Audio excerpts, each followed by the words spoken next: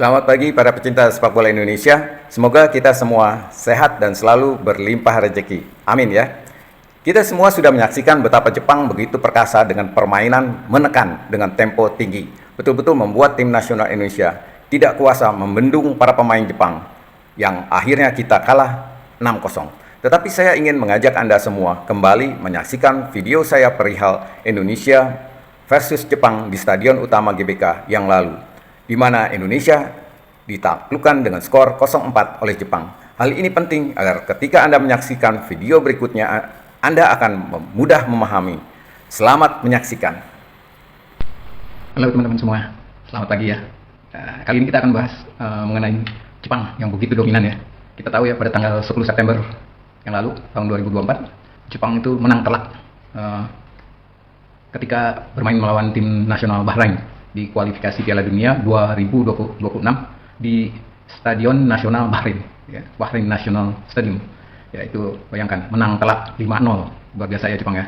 Nah kemudian pada tanggal 11 Oktober 2024, Jepang menang lagi lawan Arab Saudi, itu 2-0. Itu ya setelah melalui permainan 90 menit ya, pertandingan 90 menit di Stadion King Abdullah Sport City. Coba 2-0, Jepang itu memang luar biasa. Dan 15 Oktober, jadi pada tanggal 15 Oktober, Jepang bermain melawan Australia. Nah, kali ini dia bermain imbang lawan Australia, skornya 1-1. Ya, jadi kelihatan ya, Australia juga dan Jepang ini seimbang. Ya. Nah, kalau lihat gini kita ingat waktu Indonesia bermain lawan Australia juga 0-0 ya. Ya, ini juga berarti Indonesia sebenarnya bisa lumayan ya. Lawan Bahrain kita waktu itu 1-1 ya. Nah, jadi tapi kita lanjut dulu ya, bagaimana perkasanya Jepang ya. Kita mau lanjut dulu nih. Terus ini tanggal 15 November ya, timnas Indonesia justru ketika melawan Jepang itu mengalami kekalahan ketika menghadapi Jepang di Stadion Gelora Bung Karno.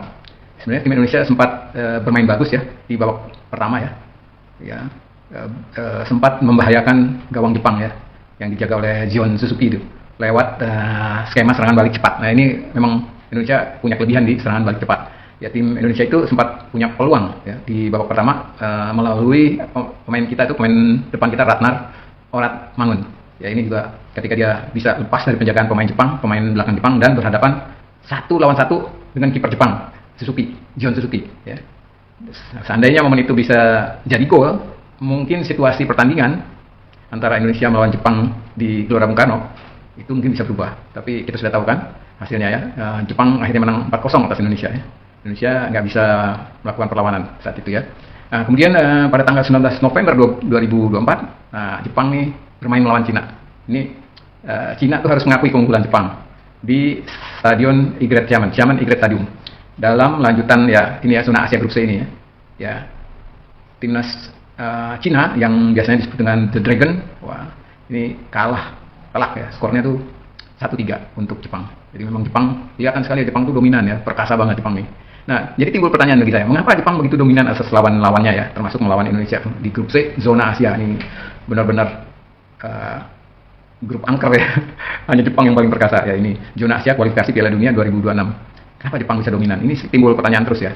Ada yang bilang Jepang para pemainnya itu memang unggul karena bermain di Eropa. Ada juga yang bilang Jepang itu memang langganan Piala Dunia, jadi ya udah hebat lah Jepang, di atas, jelas di atas Indonesia, di atas tim-tim lain juga ya. Dan ada yang bilang Jepang itu kan peringkatnya ke-15, wah jauh banget deh ya, jadi jauh banget dengan, apalagi dengan Indonesia. Jadi wajar kalau mereka dominan. Ya ini dia nih. Ya. Mungkin ya kelihatannya itu benar semua ya, tetapi saya lebih percaya dengan yang disampaikan oleh pemain Indonesia, Marcelino, beberapa hari sebelum Indonesia melawan Jepang. Gelandang yang saat ini itu bermain di Oxford United ya, di Inggris, ini sempat mengatakan sebaiknya skuad Garuda harus bermain dengan percaya diri saat bertemu tim terkuat di Asia, yakni Jepang. Itu Marcelino yang bilang loh, sebelum permainan. Ini saya sebetulnya saat mendengar itu, wah ini senang juga. Kita aja, Marcelino itu ingin para pemain Indonesia bermain lepas ya. Jadi jangan dengan tertekan atau takut melawan pemain Jepang, karena negara langganan Piala Dunia itu Jepang itu bukan tim yang tidak bisa dikalahkan. Jadi itu tim yang bisa dikalahkan juga. Jadi Marcelino menyarankan, mungkin katanya ya, mungkin kita lebih berani pegang bola, dan percaya diri aja. Mungkin kita lebih berani pegang bola, ini dan percaya diri. Saya pikir semuanya sama manusia. Itu kata Marcelino Ferdinand waktu itu. Ya, mungkin Marcelino berkata seperti itu karena dia pernah merasakan ketika melawan Jepang. Ya. Laga terakhir itu melawan Jepang tuh di babak penyisihan grup Piala Asia tahun 2023 ya. Itu di akhir Januari 2024. Nah, ya, Indonesia memang kalah dari Jepang dengan skor 1-3 untuk Jepang. Ya.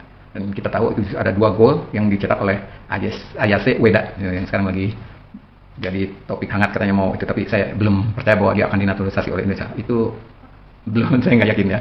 Dan satu lagi itu gol diri Justin Hubner. Ya. Indonesia bisa balas melalui Sandy Walsh. Keren banget ya. Walaupun cuma 1 gol, di situ Indonesia itu bisa sebenarnya. Bisa. Artinya bisa mencetak gol. Itu udah luar biasa itu. Ya, jadi Marcelino mungkin merasakan itu, maka dia berani bilang bahwa mungkin kita lebih berani pegang bola dan percaya diri. Ya, ini yang dibilang oleh Marcelino. Nah, kita kembali ya ke pertanyaan kenapa Jepang bisa begitu dominan di lawan-lawannya di grup C ini ya. Kalau kita perhatikan yang dimiliki para pemain Jepang itu jelas terlihat para pemain Jepang ini memiliki fondasi yang kuat dalam penguasaan bola, dari sentuhan, kontrol, dan kepercayaan diri. Terus mereka ini kerja keras memang, semuanya bekerja keras dan punya rasa tanggung jawab diri yang kuat. Itu yang pertama. Kalau kita lihat dari tim Jepang ya, para pemain Jepang. Kemudian yang juga merupakan kelebihan Jepang itu, yang kedua itu mereka itu memiliki teamwork skill yang lebih dari lawan-lawannya. Ya, hal ini karena mungkin ya mereka sudah bermain bersama lebih lama ya. Orang bilang chemistry-nya udah ada gitu. Atau selalu menggunakan sistem permainan yang sudah dipahami seluruh pemain. Jadi mau ganti siapa, sistemnya sudah dipahami oleh pemain pengganti. Mau ganti pemain yang nggak pernah main di Eropa atau belum pernah main di Piala Dunia, asalkan dia pemain dari Jepang dan dia sudah menguasai sistemnya, pasti dia akan bisa menyesuaikan diri. Kira-kira seperti itu ya. Nah, jadi tanpa teamwork skill dan sistem permainan itu sulit memiliki permainan seperti yang disuguhkan itu oleh para pemain Jepang, oleh tim Jepang, oleh sebuah tim seperti tim Jepang. Kira-kira seperti itu. Hal ini kenapa seperti itu? Karena akan dengan teamwork skill itu jelas komunikasi antar pemain terlihat begitu terpadu satu dengan lainnya. Itu yang kedua. Jadi Jepang itu memang punya kelebihan di situ, ya. Nah, yang ketiga ini hebatnya para pemain Jepang ini itu berani menampilkan keterampilan individu, baik dengan bola ataupun tidak, ya. Dengan dengan atau tanpa bola demi mempertahankan kepemilikan ya, serta menciptakan ruang dan waktu untuk untuk mengoper, berlari, artinya mengoper passing, kemudian berlari atau juga shooting, menembak ya. Ini membuat setiap lawan jadi sulit melawan kepercayaan diri dan kreativitas dari para pemain Jepang secara tim. Ya, jadi secara tim itu Jepang punya kualitas itu ya. Lihat saja ketika kehilangan bola, minimal 2 pemain Jepang langsung menekan untuk merebut bola kembali. Itu udah ada tuh mereka teamwork skillnya. Jadi langsung 2 pemain Jepang, nggak harus 1 orang nanti dilewatin 1 orang gitu, nggak, mereka langsung 2 orang. Dari kiri, dari kanan, atau dari belakang, dari depan. Nah, itu Jepang itu terlihat di dalam permainan. Kalau kita lihat, apalagi ketika Indonesia yang bermain bertahan itu terlihat seperti itu. Ya. Ini memang keunggulan dari Jepang. Kemudian yang keempat itu mental dan fisik ini. Secara mental dan fisik mereka tuh sudah terbiasa dengan dan tanpa bola melakukan percepatan, terus reaksi mereka serta dalam mengambil keputusan, sehingga tim Jepang memiliki daya saing yang luar biasa. Itu yang keempat dari Jepang. Jepang memang mempunyai daya saing, artinya tim Jepang ini memiliki daya saing yang luar biasa bila dibandingkan tim yang lain. Ya, nggak heran kalau dia bisa mencetak kecuali lawan Australia aja ya.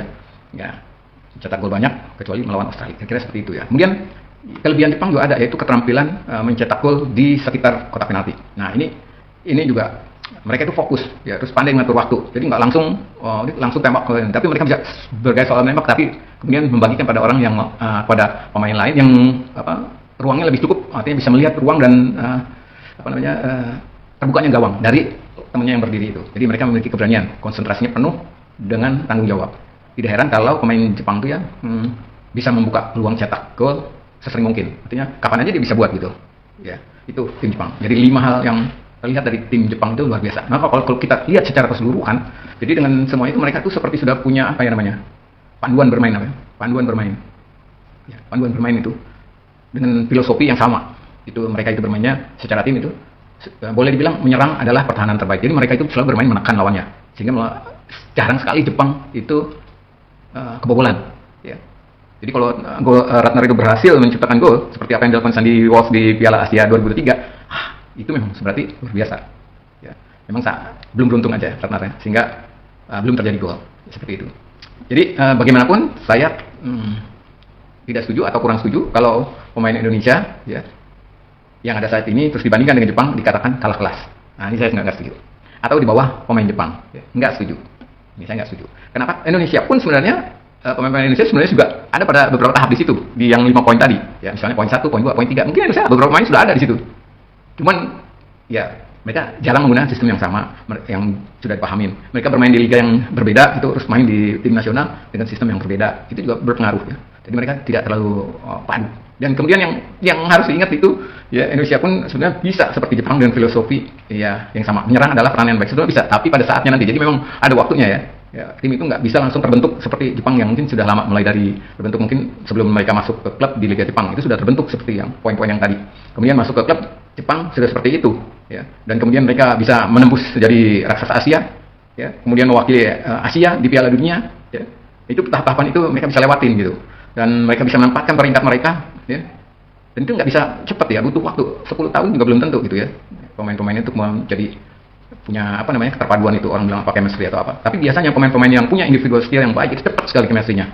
Ya, latihan beberapa hari aja langsung bisa menyatu. Nah, jadi itu kenapa saya nggak setuju. Saya lebih setuju saya lebih setuju dengan terus melakukan pesan yang diberikan oleh seorang Marcelino. Ya, itu waktu itu membuat saya itu optimis. Karena apa? Yang sempat disampaikan dalam video ini sebelumnya juga ya, gitu. Kenapa Marcelino bilang itu ya? Ingat itu yang dibilang Marcelino. Ya jadi mainnya itu jangan langsung begitu berhasil dapat bola langsung buang ke depan langsung, tapi nggak ada teman kita lah. Akhirnya bola itu akan balik lagi ke kita. Artinya menambah kesulitan. Tapi kalau berani seperti apa yang dikatakan, berani megang bola, kemudian berani 1 lawan 1, ya, sambil menunggu temannya yang datang, itu bisa Jepang juga akan kesulitan. Dan itu di babak pertama kan kita lihat ya, apalagi ketika masih Kevin Dick masih main, saya lihat bahwa Kevin Dick itu pemain yang bagus. Cuman sayangnya waktu kita nonton cuma sedikit ya. Mungkin kalau dia main terus mungkin Jepang itu yang menjaga dia itu, menjaga Kevin Dick, pemain Jepang itu akan kesulitan. Ya seperti itu ya. Saya kira cukup ya.